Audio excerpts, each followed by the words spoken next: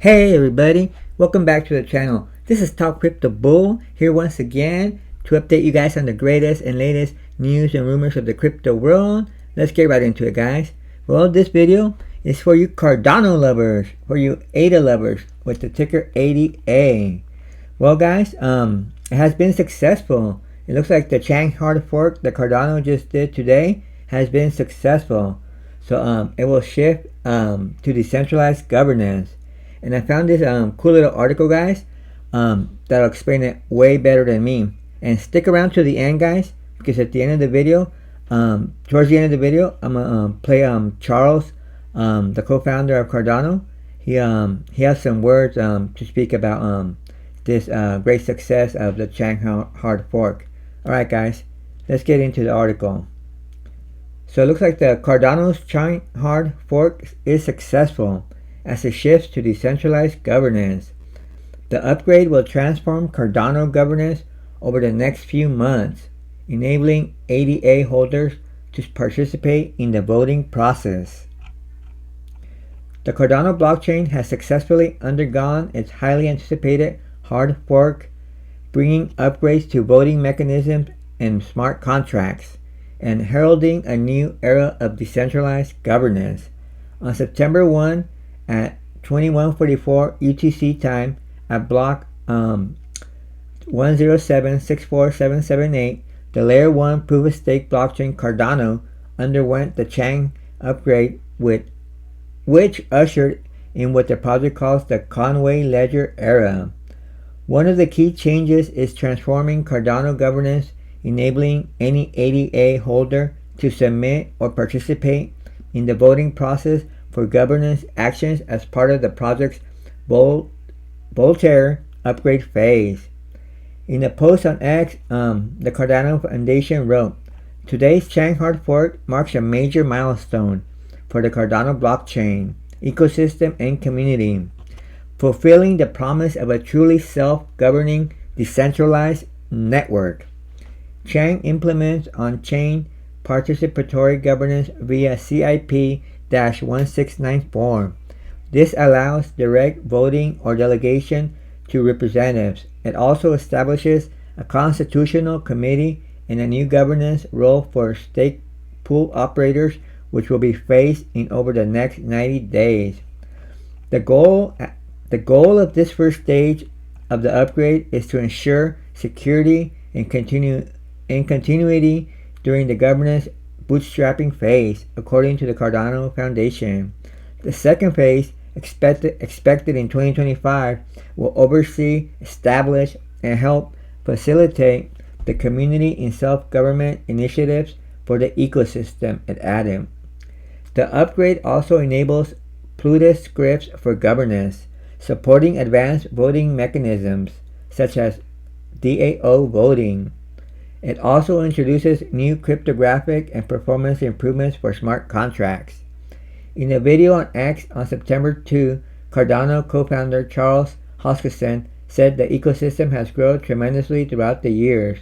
He says, "A day where the entire ecosystem, the community, every holder of ADA stands shoulder to shoulder as equals, and they all have a say in the future, not just of this protocol, but what this protocol can do for everyone in the world." So I guess Charles is saying one small step for Cardano, one giant leap for the cryptocurrency industry. Now let me play this video for you. It's a lot longer, but I'm gonna play about like 10 minutes of it for you guys. I don't know, it's pretty cool what he says, very inspiring. So I thought you guys might like it, guys. You should listen to it. You'll probably like it. So I'm gonna play it right now, guys. Hopefully you guys like it. It was just an idea, a board that kind of looked like that.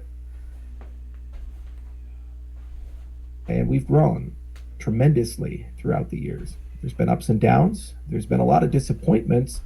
But now we are here today, September 1st, 2024, a day where the entire ecosystem, the community, every holder of ADA stands shoulder to shoulder as equals, and they all have a say on the future of not just this protocol, but what this protocol can do for everyone in the world. The reason I joined the cryptocurrency industry, the reason why I'm here instead of at medicine,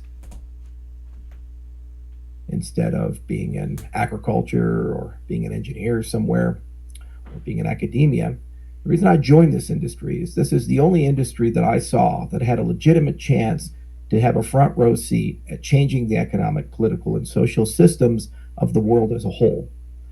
I believe this just as firmly, if not more so, today in 2024 than when I first discovered Bitcoin right after 2010. It's been a long journey, a long road, a lot of movements back and forth. Back in the day, cared about Bitcoin. It was yet another open source project on the internet that a bunch of cypherpunks and nerds thought were pretty cool, and we'd mine and trade on spreadsheets, go and complain about things on Bitcoin Talk. It was an innocent time, and yet it was a philosophical time. Back then, people were having deep philosophical conversations about the potential of email for money changing every nation state, because the most vital core of every nation state are the property rights, is the money. And if you can bring back the concept of sound money, if you can bring back the concept that we are in charge of our money system, that something beyond an artificial construction like an agency or a bank, but a physical property like gold has, for example, a deflationary property where it gets more valuable over time. We all speculated that this was fun and exciting. And I remember back then there were people who uttered deflationary spiral in the 19th century in the United States, and all the private banks that issued money, as well as the deflation shocks that occurred as a counterexample to us being successful. People like Mike Casaisis wanted to bring in, Mike Caldwell, with the Casaisis Project, wanted to bring in Ron Paul, because we were both Ron Paul fans. I worked on his campaign in 2007, big member of the Campaign for Liberty, and we fought hard for him and audit the Fed. With Mike, he said, well, Ron Paul says only gold and silver is real money. So if I make a gold coin with a Bitcoin on it, well, then Ron has to come and join us. It seemed pretty impossible that such a legendary and titanic figure, and such a principled figure that was not often changing his mind, would now become a regular member of the cryptocurrency industry and attends events and conferences. And I've run into him in a few of them. I always still come up to him and say, "You're the boss." He's the only man I'll ever work for. Good old Ron. And it's touching to see that in the twilight of his years, he's come to understand that the spiritual successor to the gold standard has been the cryptocurrency industry as a whole. There was a long road ahead of Bitcoin. When Satoshi wrote the white paper, it was a social contract, and in many ways a check he couldn't cash. You can't build a peer-to-peer money system strictly upon the nature of the Bitcoin protocol. What Bitcoin does is it introduces the idea of the instantaneous movement of value with no counterparty risk. And it gives you an instrument of value, namely a Bitcoin, to move around. This is a titanic achievement, a colossal achievement, because no one in human history has ever figured out how to do this and do it in a trustless way. But such a system, the minute we have it, begs extra features: programmability, governance, interoperability, the ability to scale to millions and billions of people, and the ability to bridge with the legacy system. This is why future generations came and continued with the spirit of what Satoshi started to push forward. The hardest of these problems is governance, because it remains the unsolved problem of humanity. We live in a world where wars happen. We live in a world where many people hate the institutions that govern us. We live in a world where we don't feel represented. This is no more true than when you look in the United States, as an example. We have a very controversial election that's going to happen. And depending upon your political preferences, no matter what the outcome is, at least some people are going to be incredibly angry and disenfranchised and take to the streets and protest. And it continues to get worse, not better.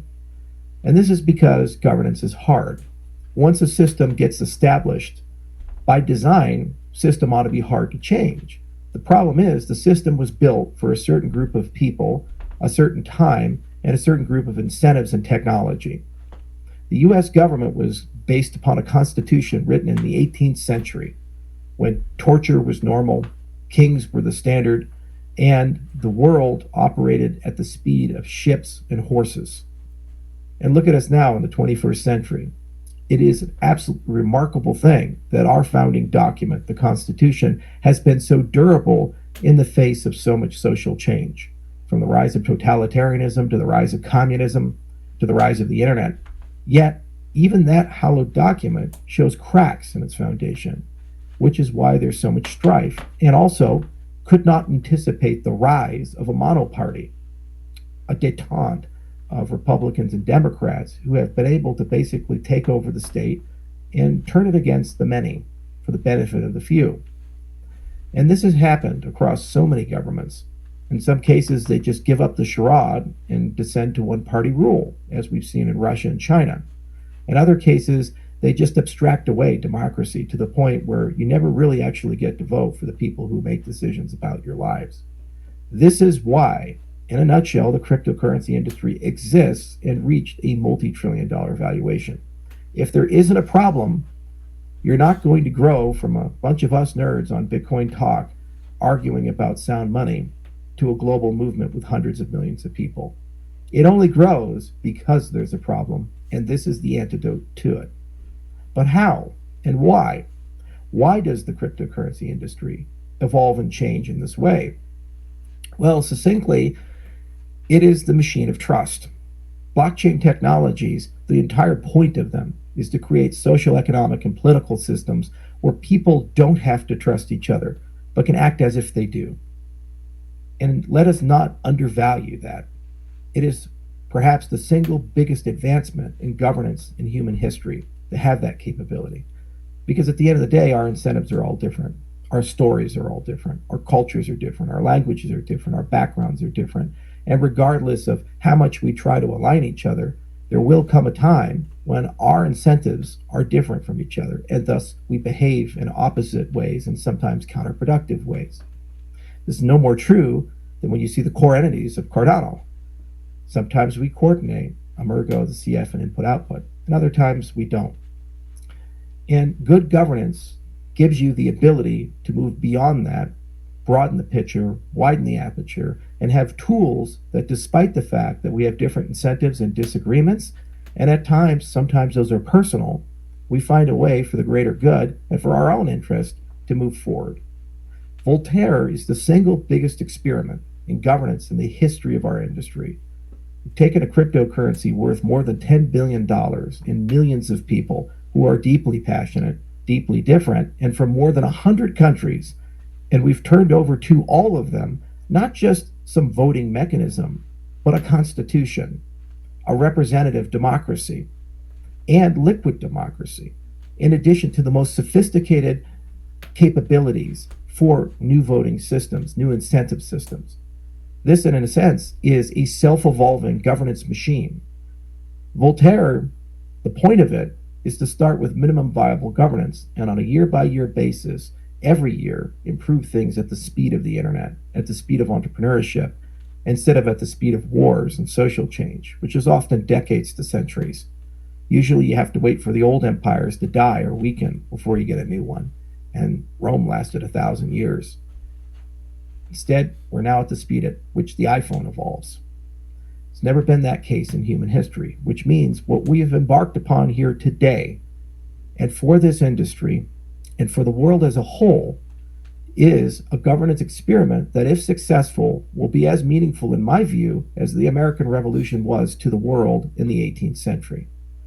It seems preposterous, but what we are doing is taking back our money, our voice, our identity, our data, and we are building the tools of democracy.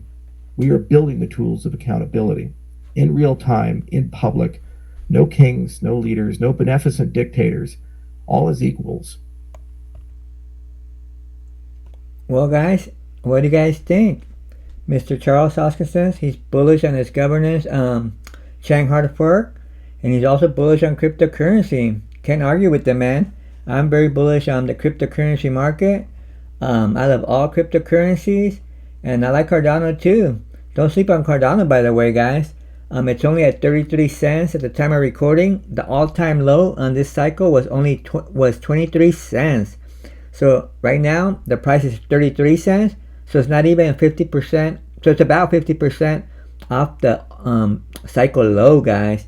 I mean, you can't ask for better than that, guys. If you guys buy right now, you're practically buying almost at the cycle low. So do not sleep on Cardano, guys. I do believe September is going to be more sideways action, kind of just like August. We'll probably dip a little, recover. We'll dip a little, recover, just kind of go sideways.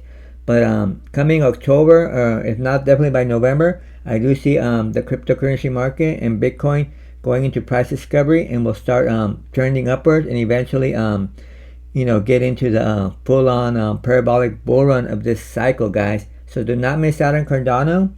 And also, guys, let me know in the comments what you guys think of this article, what you guys think of the Cardano Chang hard fork, and if you guys are as bullish on cryptocurrency and Cardano like Mr. Charles Hoskinson. Alright, guys, also a reminder, please like the video, subscribe to the channel. This Top Crypto Bull signing off, and I'll see you in the next one.